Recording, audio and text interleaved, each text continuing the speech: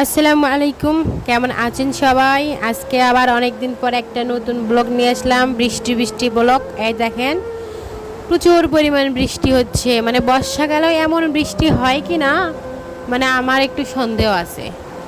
যাই হোক, তাও বাতাস সহ বৃষ্টি। এই যে আমি ভয়েস দিচ্ছি, তারপরও বৃষ্টি। জানি না আমার ভয়েসটা শোনা যাবে কি না। আমাদের পেঁপের গাছটা বৃষ্টিতে ভিজতে ভিজতে ভিজতে কাক ভেজা হয়ে গেছে যাকে বলে। তো ভালোই লাগতেছে, ঠান্ডা ঠান্ডা আবহাওয়া। খুব গরম ছিল, গরমটা মোটামুটি একটু কমে গেছে এই বৃষ্টিতে। আলহামদুলিল্লাহ, মোটামুটি সুন্দর লাগছে। তারপরে এই যে বৃষ্টির দিনে মায়ের কাছে ছেলের আবদার যে নানুমণি আমাকে একটু পিঠা করে দেন।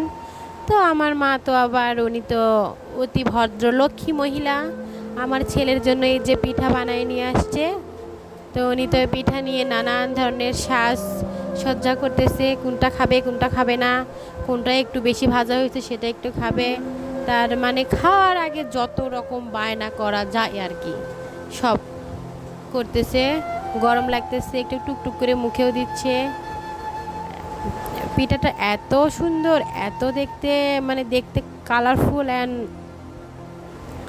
মানে কি বলবো, ভালো হয়েছে আলহামদুলিল্লাহ। আমরা ছেলেদের নিচে ঝুড়া ঝুড়াগুলো থাকে সেগুলো নিয়ে নিয়ে খাচ্ছে, আর যে কুটি কুটি করে হাসতেছে। তারপরে পিঠাতে দেখেন কি আঁকায় দিচ্ছে, আমি আবার ওর সাথে একটু তাল মিলাচ্ছি। এইভাবে মা ছেলে পিঠা খাওয়া হচ্ছে। আমার মা তো এখনও কড়াইয়ের কাছে আছে, ভাজতেছে। অবশ্য আমার ছেলে ডাকলো বারবার যে নানুমণি আসেন আসেন। তো আসবে বোধ হয় নেক্সট ডে খাওয়ার জন্য।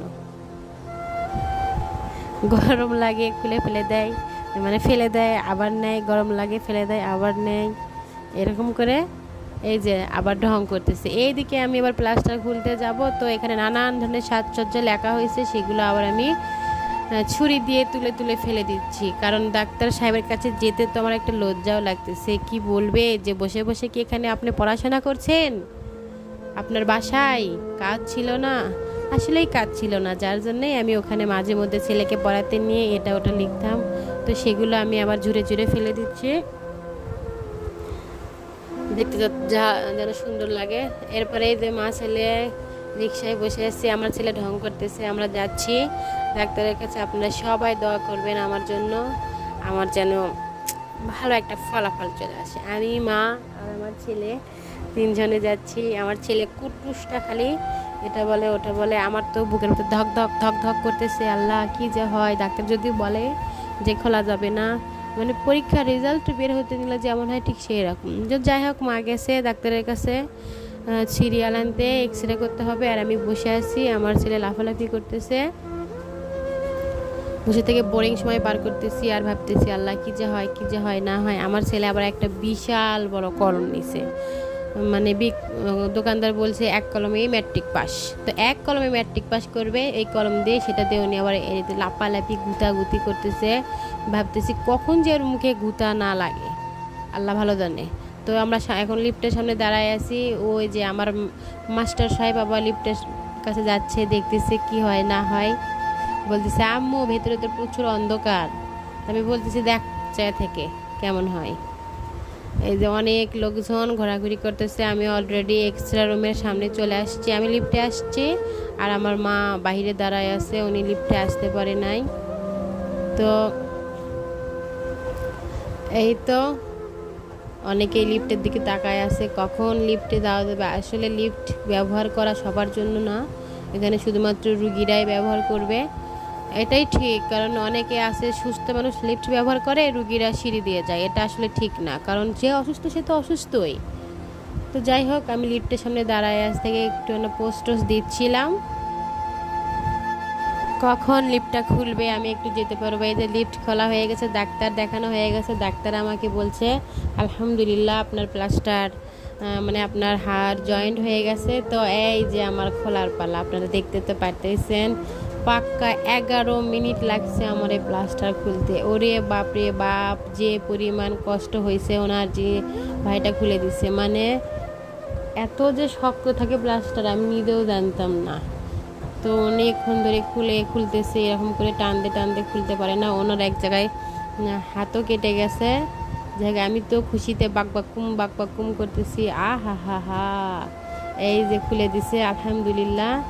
আমার পা দীর্ঘ কতদিন, 1 মাস 10 দিন পর আমার পা খোলা হয়ে গেছে আলহামদুলিল্লাহ। এই যে পায়ের অবস্থা ভেরি খারাপ। চলে আসছি বোনের বাসায়। বোনের বাসায় ডিস্ট্রিক্ট নাচ হচ্ছে 2 জনের। আমার বোন আবার এমন নাচলে অনেক মন খারাপ। তো চলে যাব, যে মানে ও যেতেও দিবে না। যাই হোক, 2 ছেলেকে একটু খাওয়াচ্ছি আমি। তারপরে সেদিনকার ব্লগ শেষ। এটার পরের দিন আমরা যাচ্ছি আমার বাড়িতে, আমার নিজের বাড়িতে। 1.5 মাস পর আমি আমার নিজের বাড়িতে যাচ্ছি। ছেলেকে বলতেছি, বাবা কোথায় যাচ্ছ? বলতেছি, আমি আমার আব্বু আম্মুর বাসায় যাচ্ছি। তো ওই যে ও তো মহা খুশি, নাচুনে বুড়ো যাকে বলে, নাচতে নাচতে যাচ্ছে। তা আমি তো আস্তে আস্তে যাচ্ছি, মানে আসলে এরকম করে হাঁটাটাও ঠিক না, কিন্তু মন মানতেছে না। নিজের বাড়ি অনেক দিন দেখি না, খারাপ লাগতেছে। বাইরের আকাশ টাকাশ দেখে মানে প্রচণ্ড ভালো লাগতেছে। মনে হচ্ছে ওই যে কি যেন একটা মুভি ছিল না, অনন্ত ভালোবাসা, অনেক দিন পরে বন্দি জীবন থেকে রিটার্ন পায়, আমার সেই অবস্থা। এই তো আমার ঘর দুয়ার, আমার সুখ শান্তির নীড়, আমার ঘরের ভিতর গাছ হয়ে গেছে আলোকলতার। তারপরেও ভালো আলহামদুলিল্লাহ। জানালাটা খুলে দিলাম, বাইরে থেকে আলো আসলো অনেকগুলা। ঘরের ভিতর প্রচণ্ড রোদ, কারেন্ট নাই, বিছানায় প্রচণ্ড ময়লা, মানে এত পরিমাণ ময়লা। আমার ছেলেটা যে বসবে তার কোনো ওয়ে নাই। এগুলো আমি আবার ঝাড়ু দিয়ে দিয়ে পরিষ্কার করতেছি, যাতে একটু বসার মতো জায়গা হয়। এদিকে কারেন্ট নাই, প্রচণ্ড গরম, গরমে একবারে অতিষ্ঠ অবস্থা। চারিদিকে দেখেন কত ধুলাবালি ময়লা। আমার ছেলে বলতেছে, আমি একটু পানি খাবো, তো পানি নিয়ে এসে দিলাম। গরমে এদিকে চলে আসবো, সব কাজ শেষ। প্রচণ্ড বৃষ্টিতে আমরা মা ছেলে অপেক্ষা করতেছি। আপনারাও অপেক্ষা করেন পরবর্তী ব্লকের জন্য।